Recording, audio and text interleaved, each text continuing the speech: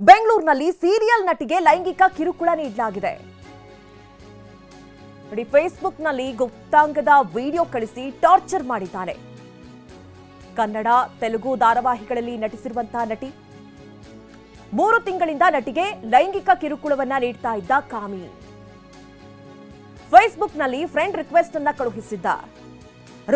Request ಅನ್ನ ಸ್ವೀಕರಿಸದ ಹಿನ್ನೆಲೆ ಮೆಸೆಂಜರ್ನಲ್ಲಿ ಈತ ಮೆಸೇಜ್ ಮಾಡಿದ್ದಾರೆ. ಕಾಟ ಹೆಚ್ಚಾಗ್ತಾ ಇದ್ದಂತೆ ಸೀರಿಯಲ್ ನಟಿ ಬ್ಲಾಕ್ ಮಾಡಿದ್ದಾಳೆ. ಬೇರೆ ಐಡಿಯಿಂದ ಅಶ್ಲೀಲ ಫೋಟೋಗಳನ್ನ ಕಳಿಸಿ ವಿಕೃತಿ ಮೆರೆದಿದ್ದಾರೆ.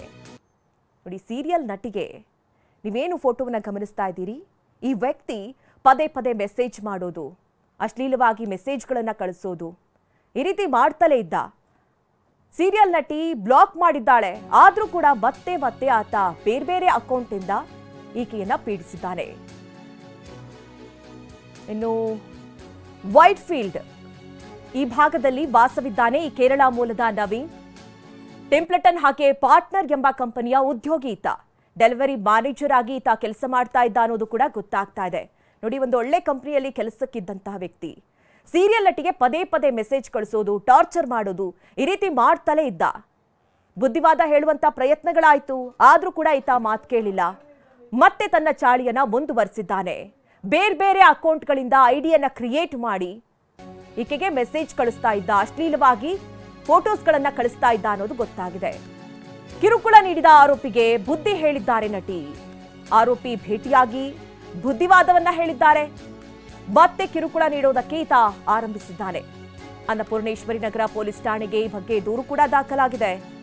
ಸದ್ಯ ಪೊಲೀಸರು ಆತನನ್ನ ಬಂಧಿಸಿ ವಿಚಾರಣೆಗೆ ಒಳಪಡಿಸಿದ್ದಾರೆ.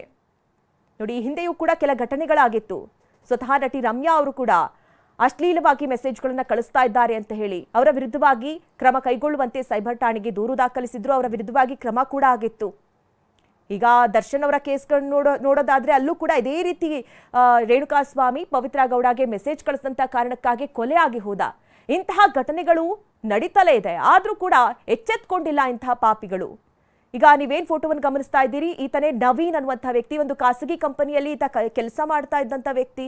ಸೀರಿಯಲ್ ನಟಿಗೆ ಪದೇ ಪದೇ ಮೆಸೇಜ್ ಕಳಿಸ್ತಾ ಇದ್ದ, ಅಶ್ಲೀಲವಾದ ಫೋಟೋಸ್ಗಳನ್ನ ಕಳಿಸ್ತಾ ಇದ್ದ. ಆಕೆ ಬ್ಲಾಕ್ ಮಾಡಿದ್ದಾಳೆ. ಆದ್ರೆ ಬೇರೆ ಐಡಿಗಳನ್ನ ಕ್ರಿಯೇಟ್ ಮಾಡಿ ಮತ್ತೆ ಮತ್ತೆ ಈ ರೀತಿಯ ಅಶ್ಲೀಲ ಮೆಸೇಜ್ಗಳನ್ನ ಕಳಿಸಿದ್ದಾನೆ. ಮತ್ತೆ ಆಕೆ ಒಂದ್ಸಾರಿ ಮೀಟ್ ಆಗಿ ಬುದ್ಧಿವಾದ ಕೂಡ ಹೇಳಿದ್ದಾಳೆ. ಆದ್ರೂ ಕೂಡ ಈತ ಬುದ್ಧಿ ಕಲ್ತ್ಕೊಂಡಿಲ್ಲ. ಈಗ ಪೊಲೀಸರ ಅತಿಥಿಯಾಗಿದ್ದಾರೆ.